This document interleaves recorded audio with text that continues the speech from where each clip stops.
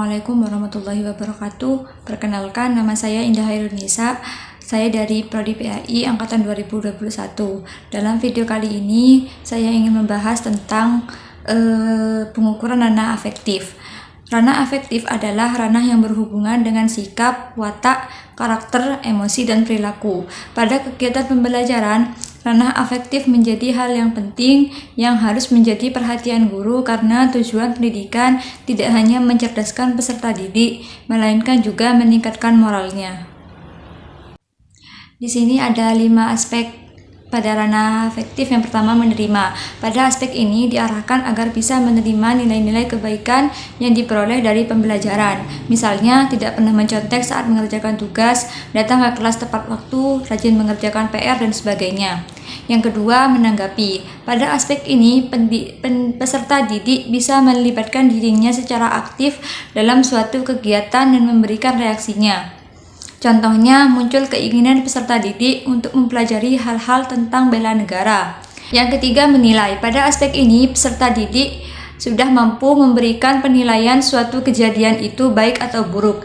Tidak sampai di situ saja, setelah mereka bisa menilai sesuatu, mereka akan berusaha untuk mengimplementasikan sisi baiknya dan menjauhi sisi buruknya. Misalnya, bermula dari sekolah, seorang peserta didik mampu menerapkan kedisiplinan di rumah, masyarakat, dan dimanapun ia berada. Yang selanjutnya yaitu penilaian afektif. Penilaian afektif di sini fokus pada sikap dan nilai, maka penilaian ini tidak bisa dilakukan hanya dari tes. Penilaian bisa berjalan afektif melalui non-tes. Adapun penilaian non-tes bisa dilakukan dengan cara berikut. Yang pertama, dengan observasi. Kegiatan observasi bisa dilakukan pada saat kegiatan pembelajaran di kelas. Untuk menguatkan hasil observasinya, bisa membuat lembar observasi baik secara terbuka maupun tertutup. Yang kedua, jurnal. Jurnal merupakan salah satu bentuk penilaian yang cukup efektif karena bisa mencatat sikap dan perilaku peserta didik dalam waktu 1 semester. Catatan perilaku yang dituliskan bisa berupa catatan baik atau buruk. Yang ketiga, penilaian antar teman. Penilaian satu ini membutuhkan objektivitas tinggi. Artinya, pendapat setiap teman harus benar-benar objektif. Penilaian dilakukan menggunakan lembar penilaian yang di dalamnya memuat butir-butir penilaian sikap positif. Yang keempat, penilaian diri. Penilaian diri merupakan penilaian internal dari peserta didik masing-masing.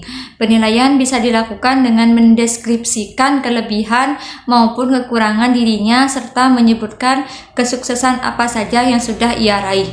Yang kelima, karakteristik dengan suatu nilai. Aspek ini merupakan aspek tertinggi di ranah afektif karena peserta didik sudah mampu memadukan semua nilai sehingga tercermin dari kepribadian beserta tingkah lakunya. Artinya, pada aspek ini sudah tertanam nilai-nilai yang secara konsisten membentuk kepribadian peserta didik.